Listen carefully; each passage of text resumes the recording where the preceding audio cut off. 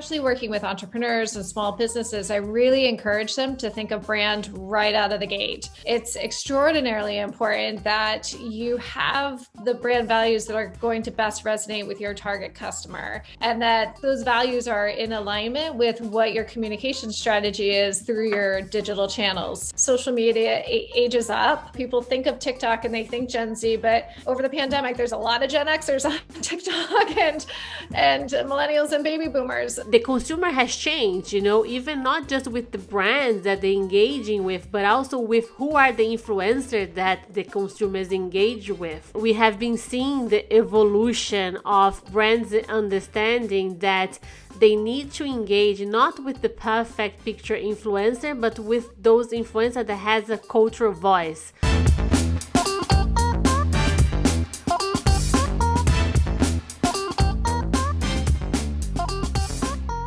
Hi everyone, I'm Mara Genovese. I'm the founder and CMO of Image Empower, a global influencer marketing agency. And this is our Influencer Marketing Uncovered podcast. Today I'm here with Alex Vilev, our campaign manager, and together we are so thrilled to be joined by Tessa Masiaszek, marketing master professor and consultant for entrepreneurs, small and medium business. With her experience and insights, we'll be focusing today discussing to understand the evolution of brand management and how business and market professionals can stay ahead of the game by embracing new digital strategies to keep their business moving. Hi, Alex. How are you? Hi, Mara. I'm good. Hi, everyone. I'm so excited to be co-hosting today's episode with our amazing guest joining us from Boston. Thank you so much for accepting our invite and being part of Influencer Marketing Uncovered. So just wanted to kick this off by asking you, Tessa, how are you today? I'm doing great. Thank you so much for inviting me. I'm very excited to have this conversation. So thank you. Great. Thank you so much, Tessa. Again, pleasure to have you here with us today. As I mentioned before on our introduction, we would be discussing today about the evolution and then undeniable transformation that we are seeing on the brand management and role across every industry. Tessa, I would love to start this podcast asking you about, from your experience, of course, working, with so many entrepreneurs and small business, how do you see the brand management evolve into this new digital ecosystem? That's a great question. It's interesting because when you look at brand management today, I think people have a hard time deciphering between the product, the service, and the brand. The brand is ubiquitous. It's kind of built into and integrated into the fabric of everything that the company does. And so because of that, I think that especially working with entrepreneurs and small businesses, I really encourage them to think of brand right out of the gate. Because the brand is very much linked to who they are as a company, who they are as entrepreneurs, what their value systems are. And then, of course, that gets conveyed through all of their digital media, their social media, any communications that they have about their company, about their brand, their product, or their service. So it's one of those things that I think is really important to think about as soon as you can, as a small company, as an entrepreneur, but certainly for larger companies, it's extraordinarily important that you have the brand and the brand values that are going to best resonate with your target customer, and that those values are in alignment with what your communication strategy is through your digital channels. So it's complex. It's a very complex ecosystem. But if you have a really focused understanding of what you stand for as a brand, it does, I think, get easier as you think about what are the different platforms and what is your messaging through those different platforms.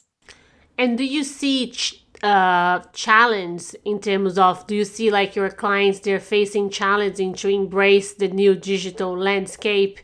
As we all know that, with the pandemic that started in 2020, at that point, digital was already, a big thing for brand to consider into their marketing strategy and communications. But when the pandemic reached in 2020, it was, there was no other way for brands to communicate with their consumers, right? So the digital became, essential part of any marketing strategy. But as an agency, we feel that when you're talking with potential new clients or even with, our current clients, that are still some challenge, when it comes to for them to understand the importance and beyond that, how to measure results, right? How can I measure the results if I'm investing into digital market? I would love to hear, like from your perspective, what is the biggest challenge that, especially entrepreneurs and small business are facing? Yeah, I mean, I think that's a great question. Probably the number one comment I hear from entrepreneurs is, I know I should be on more social media. I know I should be doing more in LinkedIn or name your platform, Facebook or Instagram. I know I should be doing more through blogging and, providing thought leadership in my industry. I just don't know how to get started. So I think that is one of the hardest parts for small businesses, is that they just don't understand how to manage the number of platforms that they have to choose from, what's the best platform to start with, and then what kind of content is going to really resonate with their target market. And then you brought up a really great point, which is, how do we measure this? Are we supposed to measure it through, number of followers? Are we supposed to measure it through the amount of engagement that each of our followers have with each of our posts? Is it about conversion from leads to prospects to clients? How do we actually, get a handle on how to measure, the amount of activity that we have through our digital platforms? So I think it's a challenge for entrepreneurs and small businesses to figure it out. The thing is, sitting there and wondering, I just don't know what to do, I don't know how to get started. You could ask that question all day long. So basically what I encourage entrepreneurs to do is jump in, right? And to develop content. And I think that especially, I do think there's a huge generational divide as it relates to being familiar and comfortable in social media and digital platforms. I think I am a Gen Xer. So I think my generation and older millennials are a little bit apprehensive because they've been told forever, the internet is forever. And you have to have everything perfected, before you put anything out there. And it's an incredibly vulnerable thing to do, right? To develop content, or even if you're coming from a thought leadership perspective, to put things out there. But what we see from Gen Z and younger millennials is that they throw themselves out there all the time, and they generate content. And through that, they generate the influence because it's authentic and it's who they are. And that shines through. And so I really encourage entrepreneurs to take the risk and just know that as long as they are authentically representing who they are in their company, that they really can't go wrong. And that the more you do it, the more comfortable you get. And that, yes, things stay on the internet forever, but there's so much noise that the likelihood that if you make a small error, that it's going to become something you have to worry about is pretty small. So, so to jump in, get comfortable, create that first blog post, start commenting on, and at least listen to what's happening on social media platforms, looking at what your competitors are doing. That's a good start. And then start to jump in by developing some content that's relevant to what your business is about. Amazing. Just based on that, wanted to ask, because you mentioned the importance of the brand voice and really finding that voice, finding what the brand positioning is there. And now speaking about social media and the positioning of like social media content, we have seen the rise of user-generated content, word of mouth marketing. So wanted to ask you, when working with small brands, how would you advise them to work with, let's say, creators that they are actually their customers, and really tailor the content to actually fit within that brand voice and their actual purpose and values? Yeah. So, I mean, I think first it's really important for a company to be straight on what their value system is and to understand that that's a way they can differentiate their company. I'm not going to get the statistic exactly right, but it's something like upwards of over 80% of companies have the words teamwork, integrity, leadership in their value system, in their core values. If you have the same value set as every other company out there, you're not really differentiating yourself. And so I do think it begins with the company really doing an internal assessment of what do they want to stand for, and how do they want to really have their company become meaningful to best connect with their target market and their target customers. And what is that value set? Is it around creativity? Is it around curiosity? Is it around sustainability or some other values, inclusion, and so forth? And then when I think you've got that straight as a company, then you can start to look at who are the creators, who are the influencers, who's having those conversations that have an alignment with values that you have. And that takes time. I think it takes time to explore and understand who's out there and who you can get in alignment with. I think it's a very different conversation B2C for business to consumer type products and CPG products than it is for business to business. But, you know, I think it's also important to understand that social media ages up.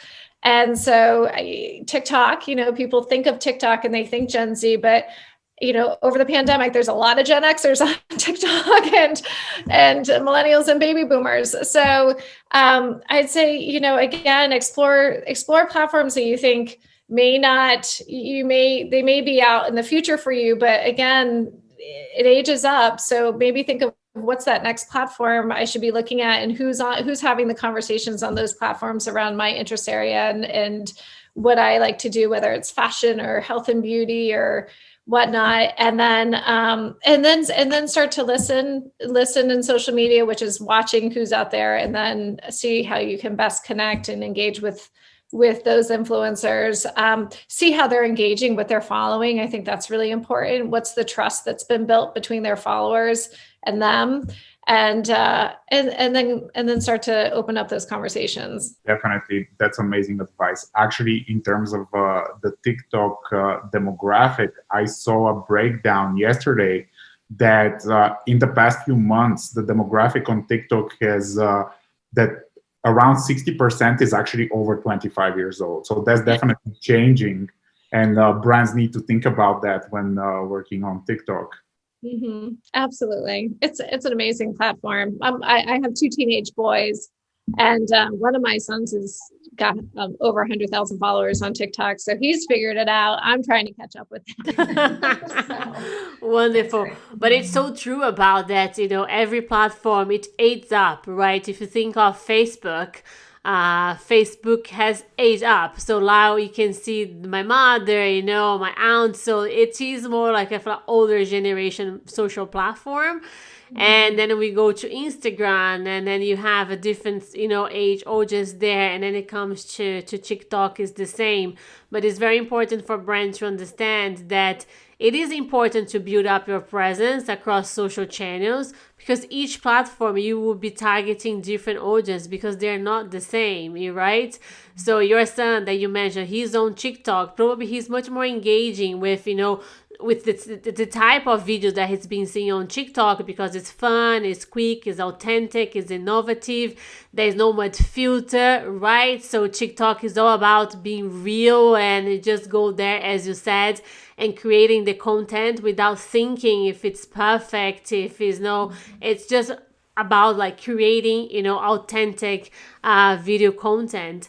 And which I'm loving right now about, you know, this social landscape is how, especially the Generation Z and the millennials, how they are valuing to engage with brand that has purpose, that has, you know, embracing diversity, that are embracing inclusivity, because they are much more, not to say that they are savvier, but they are more interesting brands that are taking part on big movements that's happening around the world, like the Black Lives Matters, the LGBTQ, movements. And, is how do you see that, on that perspective of diversity and inclusion in the future for brands? I think brands will not be able to get away with being able to be,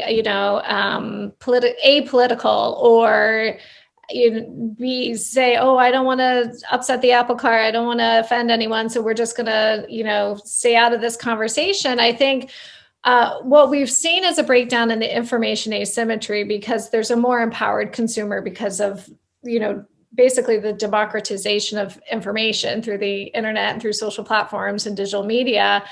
And then with that, we have a new generational cohort of consumers, being Gen Z and younger millennials, who are saying, well, wait a minute, my brand actually that I wear represents my personal brand.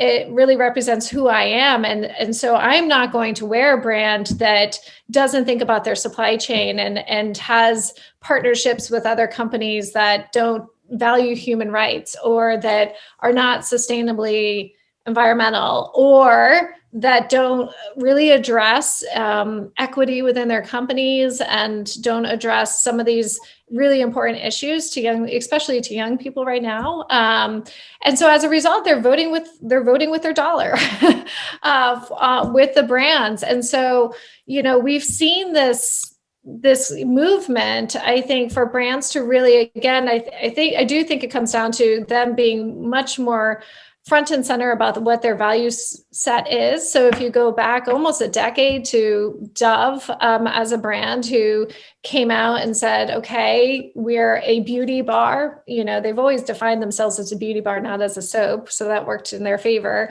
But they really redefined beauty by saying, okay, we're going to kind of abandon using models in all of our ads and use real women, because we want to represent real beauty. And then you see this, a few years ago, Nike naming Colin Kaepernick as their spokesperson, long before, if we think about it, a few years before really the second wave of the Black Lives Matter movement. Baby boomers were burning their Nike shoes on Twitter, but Nike knows who their customer is, and their sales went up because it really is that younger generation of consumers who say we want to wear Nikes and feel proud to wear Nikes because of what Nike represents, which is inclusion and diversity and so forth. And I think what's important to think about is that it was that for Nike to do that, it was in alignment with what they've always said, which is they've always had an inclusive message around their motto, which is, if you have a body, you're an athlete. That's actually within their mantra. And so they've always had this message of inclusion, and then for them to extend it and to really make it front and center in their marketing campaigns, and to choose Colin Kaepernick, like, it was in alignment. So no one really was cynical about that move. I think a lot of people embraced that and saw it as being in alignment with who the brand is. And so again, that's why I always caution brands that whatever's happening in the world, you do have to be careful that if you're going to come out and say, I'm on the side of this, you better hope that your company is operationalizing that value, because if not, people are going to call you out on it, because again, the walls of information have been broken down, and people can do the research and know if you're talking about inclusion, well, you better have a board and a senior leadership team and an organization that looks inclusive. And if not, then you really look like you're just pandering and not authentic in representing that value. So again, that's why I encourage, especially startups, especially small businesses, it's never too early to think about those questions and how you want your brand to be represented. Because when you think about all the business decisions you'll make in your company and how you'll operationalize that, you need to operationalize that brand value, those brand values, that brand purpose, so that every touch point the customer has with your company, that they feel that brand promise. Absolutely. And amazing everything you said, and totally agree with you. And it's, within influencer marketing, we have seen the shift, right? Because here what we do, we create strategy for our clients to develop influencer marketing campaigns. And when I started 5 years ago, brands were more interested to engage with influencers that has the aspirational content, the perfect picture, the influencer with the perfect skin, the perfect makeup, the perfect clothes. Because 5 years ago, that influencer marketing was so new to so many brands that for them, what would engage with the audience would be the number of followers that the influencer will have, especially the influencer with over 1 million followers, but also if the influencer has the perfect picture aspirational content. And we have been seeing the evolution of brands understanding that they need to engage not with the perfect picture influencer, but with those influencers that has a cultural voice, right? That is just creating content that they are actually using their voice to embrace, a movement, or to talking about a subjective like a sustainability, the global climate. And it's important for brands to be associated with those cultural voices because they are the ones that they will find the more of the brand values affinity rather than the influencer that is just more nothing against those, right? But I think it's important for brands to understand that even the consumer has changed, even not just with the brands that they're engaging with, but also with who are the influencers that the consumers engage with.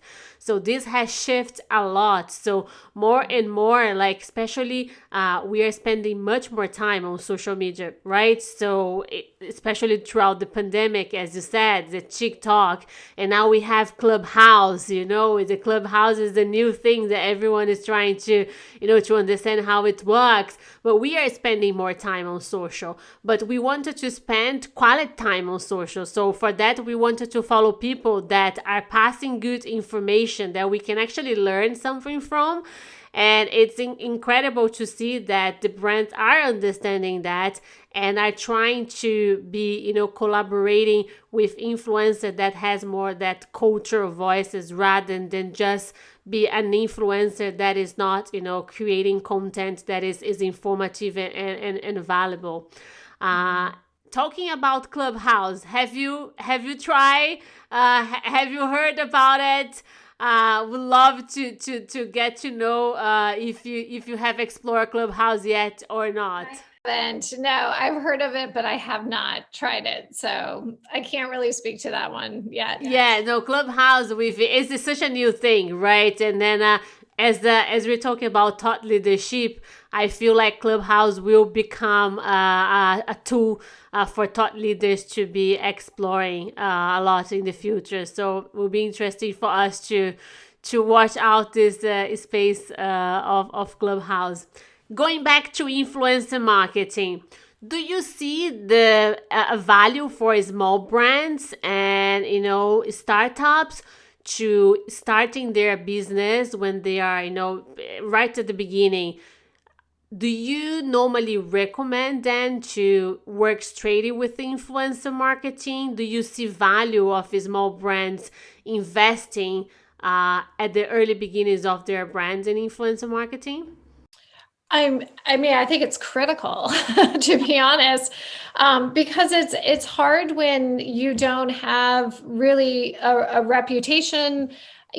People rely on that word of mouth or to have people that they trust make recommendations for a small business, for a startup, and so forth. So I think it's one of the fastest ways to gain that level of credibility, to be able to connect in with a following, and to really get engaged with a target market or a population that will trust the person who would say, go try this app, or go check out this restaurant, or whatever the case may be. So I think it's I think it's a fantastic way to connect in with a population. And again, it comes down to trust. I mean, the reason why influencer marketing works so well is because, again, the influencers and those who have created this level of authority have also developed this incredible trust through their ability to be authentic and to connect with their following, with the people that they're within their brand community or within their community. So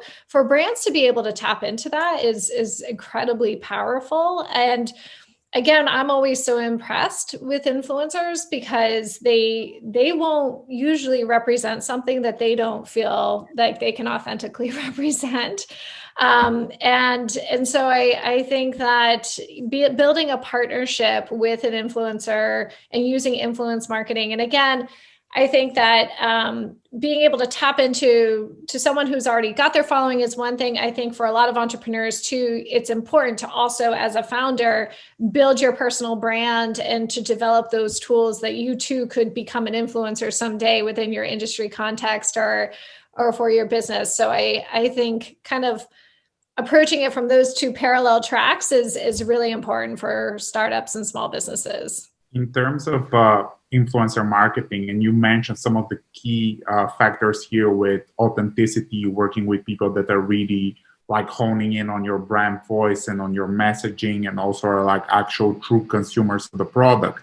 But in the world of influencer marketing, we are constantly discussing ROI, return of investment, and how that can be proven by brands. So just wanted to ask, in your perspective, how can brands move from that, brand awareness stage of working with influencers to really that conversion stage, like actually getting consumers and getting sales through their influencer marketing strategies? Yeah. So, I mean, I think it depends on the context if you're B2B or B2C. I think that a lot with influencer marketing, if we weren't in COVID times, if we weren't in a global pandemic, but hopeful that with vaccinations, we'll be, having a much better summer.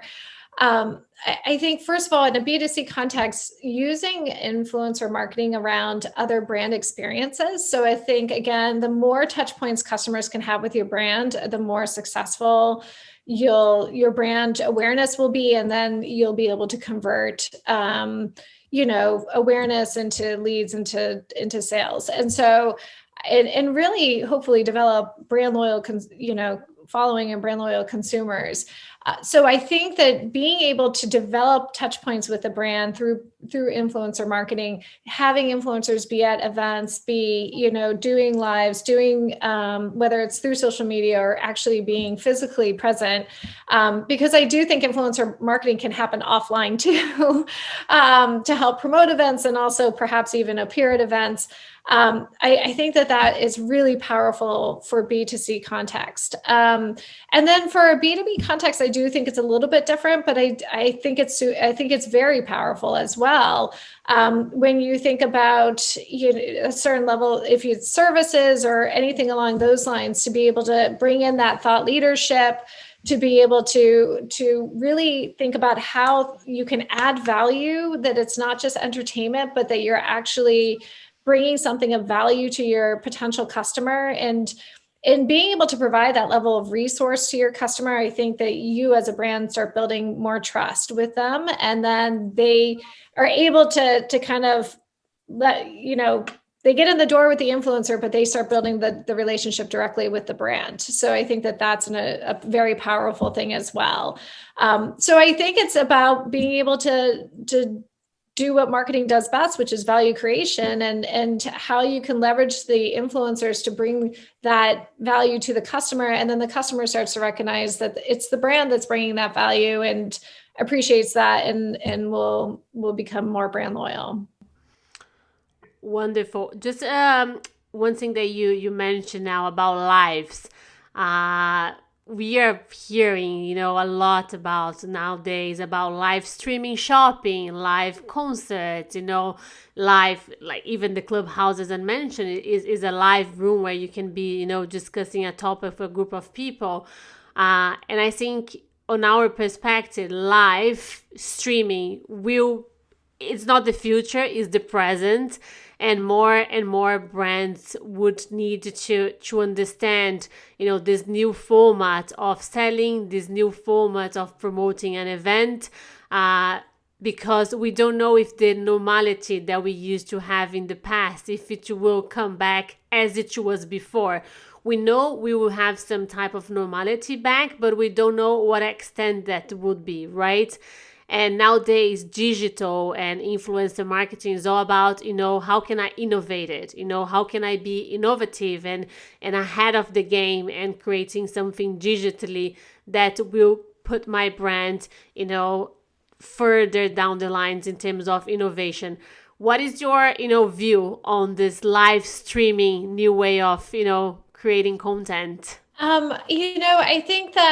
I think like everything online, it's becoming noisy and crowded, and people are starting to prioritize what are the one or two things they'll do a month live stream. And again, I think it depends on who the consumer is, what generation they're in. My kids will live stream all day on Twitch if it has to do with, influencers that are playing a match in a video game or in Fortnite or something along those lines, versus, if I'm a older consumer and I'm in, a B2B context, then I'm probably picking the one or two things a month that I'm going to be tapping into, versus if it's a B2C context, I'm probably going to be seeing what's happening with those brands that I'm really loyal to. And then, I think it's how it comes up in your feed as well. I think being able to offer opportunities for people to try something, to be part of something, like a pilot. So if you're in the health and wellness field, for instance, in that type of company or that brand, being able to give people an opportunity to try it. So, if it's yoga or meditation, it's participate in this free meditation series or something along those lines, or take a class or something along those lines. But again, it's about being able to create value, and you have to be able to cut through the noise. And that's, I think, becoming increasingly difficult because there is so much of this happening. I think that we'll be more interacting in a 3-dimensional way once we get through the pandemic. And I do think the brand experiences will move offline, and people will want to have that, multimodality approach where it's online and offline. And I also think it's important to think about the consistency. When it comes to your digital brand strategy or your brand strategy overall, digital and in person, I think it's the key there is just being consistent. And again, what is your brand voice? What's your personality? How are you connecting and with your target consumer? And that's where influencer marketing can come in, because it's really about having those influencers really be able to convey that voice, convey those values, convey that personality in a way that connects with perhaps a new group of consumers that it's been difficult to reach them, or whatever the case might be. So, it'll be interesting to see what happens over the next 6 months. I think there are some aspects of what people have been experiencing through the pandemic that will stick. But I think a lot of people are looking forward to a time when we can be in person again and leave the house. Yes, no, absolutely. Tessa, and what about e-commerce? What is your thoughts about brands that are, that they are already ahead of the game, invest on e-commerce, but we know that e-commerce will, continue to become, something that, big for brands. So what are your view on the e-commerce landscape from now on? I think e-commerce is almost becoming an antiquated term. I think it's social commerce. So, or social e-commerce, right? So I think shopping is through social media and digital platforms. And when we think about e-commerce, we either think Amazon, or we think about going to someone's site and shopping on their site. I think more and more it's happening through people's feeds, and it's a lot of spontaneous purchases that people see and will resonate. I do think when it comes to digital marketing, though, you need to have, again, a multimodality approach, which is if you've got that person who's filling their cart because they saw something on Instagram and they went down the rabbit hole of shopping and they liked something, they clicked on it and then they started shopping, they filled their cart, but they didn't purchase it, which is common. To have the email follow-up to, continue to say to that person, hey, by the way, you still have a full cart and you need to, here's an extra shipping code so that you get free shipping and so forth, to really get them to purchase. But I believe that obviously social e-commerce, the e-commerce is here and I think will become, honestly, I think for CPG companies in particular, like grocery stores and such, I think that when we see what Amazon's doing and home delivery services and things like that, I think that those traditional ways of shopping are really threatened in the next, 5-10 years. And that I do think we'll see e-commerce and social e-commerce really evolve, but I do think that is the future. And so the last thing I would just say, a really interesting brand to look at as they have evolved this is Glossier. I think that Emily Weiss has done an absolutely spectacular job. I teach this in my marketing classes, my brand management classes, as a case study on the way she evolved Glossier, which is really through curating a following and a community and then developing products that they would like. And then, of course, she's the one that really termed social e-commerce. So I think that's an interesting brand to study in looking at the future of this. No, Glossier, like it's definitely an incredible case study. And to talk about Glossier, like we can see Bumble as well, right? So Bumble, the dating app that yesterday went to IPO. Yes, the youngest woman CEO, a billionaire. It's very exciting. So we have been working with Bumble for 1 year now, developing campaigns through influencer marketing for UK and Germany. And what Bumble did is it's similar to Glossier, but it's a different product. But Bumble has established their brand through social, right? So they built up an incredible community of women that wanted to engage them to make the first move. And all they did was through social and influencer marketing. And to see what the Bumble brand became in 7 years through social, it's a great case study to prove the point that you can build a brand through social if you have the right strategy in place, if you know what your values are, if you know what's the purpose of your brand, if you wanted, who is the community that you wanted to engage with. I'm very fascinated about social and about influencer marketing. And I truly believe, as you said, that the future is social commerce. So the future is the e-commerce. There is no discussion about that. I believe it's more of a futuristic look at branding, and it's very much about intertwining humanity and branding, and the whole values piece, which is probably why I spoke about it a bit. Love that you talk about humanity, because I'm a truly believer that, especially in the digital space, we have to be more and more humans and having that human connection, because the digital, we're still going to be here. We know that, but we need to be considering that human spark still needs to be there as well. And how can you, balance that out, the human connection with the digital, because we cannot lose that, right? We have to have that humanity, and that humanity can reflect on content as well that we are discussing, how can you create a content that has more of that humanity into it, rather than just having a content that's more commercial driven, rather than having that human connection. Alex, do you want to do a last question to Tessa? Yeah, I want to do a last question, which is going to be a bit more of a fun question, because I heard you're a big fan of Super Bowl ads. Just wanted to ask, in terms of like Super Bowl ads, do you believe that the pricing of Super Bowl ads is correct? Is it too high? Is it overrated? And which one is your favorite Super Bowl ad? Well, that's a tough question.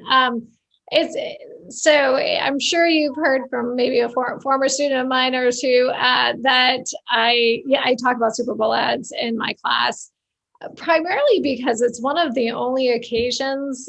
First of all, I think it's one of the biggest marketing events of the year. Forget about the American football. It's actually all about the commercials and the brands that are in the Super Bowl ads. They get as much conversation and play as the game itself. So it's always fun to see. And also because, when you look at mass media, which is really, traditional commercials and mass media, it's almost completely fallen by the wayside. And you're, seeing more and more, obviously with digital, the YouTube videos and really the short storytelling that happens through these ads is just really incredible. But it's fun to see one mass media event that actually gets everyone's attention to, where people pay attention to the commercials and don't run to the kitchen and get their popcorn during them, but actually will stay and watch. I think it's an interesting platform because what we've seen over the last couple of years with the Super Bowl is that values question come through again, right? And in the American market, we've been obviously, I'm sure everyone knows, in a very interesting political situation for the last couple of years.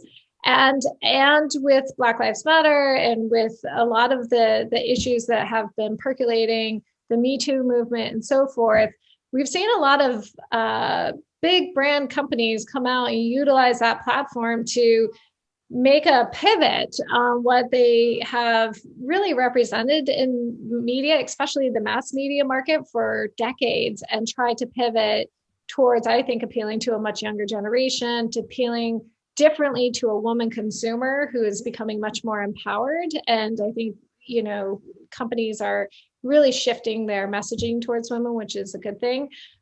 So an example I can think of from the last couple of years is Gillette, which came out with that toxic masculinity ad, really addressing their own messaging over the past few decades, and then being able to point towards, the fact that they need to do a better job in the way that they're messaging to men and the environment and around toxic masculinity. If you haven't seen the ad, go check it out on YouTube. So I think it's been an interesting platform for that reason. This year, everyone's talking about the Jeep ad that came out with Bruce Springsteen that was really talking about unity, which is obviously a message right now that's resonating in the United States, given the recent election. So it's fun to see what the ads come out with. Of course, there's always some really funny ads, and it's always fun to see. And I always have my students pick their favorites, and we have big discussions in it in class. But there's always the longer version on YouTube. And it's interesting to see how brands who, like Gillette, who actually started a foundation, and then it was really a kickoff for a whole series of ads. They've come out with an ad around transgender and so forth. When you think about the investment that they make in that platform to run an ad, to really kick it off and completely pivoting their entire marketing strategy, it probably is a worthy investment because it certainly did get some people to pay attention. So that's what I was about to say. If they do make the investment, it's because they're getting their return, right? Because it is so expensive. And every year you continue to see that the brands are still investing on advertising for Super Bowl. So that means they probably are getting an incredible return of investment to be part of Super Bowl. Tessa, it's been wonderful to speaking with you. Thank you so much for your brilliant insights. It's been a pleasure. We really appreciate your time with us. Thank you so much, and we hope to be able to meet you in person soon. And yes, once again, thank you so much. Well, thank you. It's been a wonderful pleasure to be part of this, and I've enjoyed the conversation. So best of luck to both of you, and I hope to stay in touch for sure. Thank you so much for having me.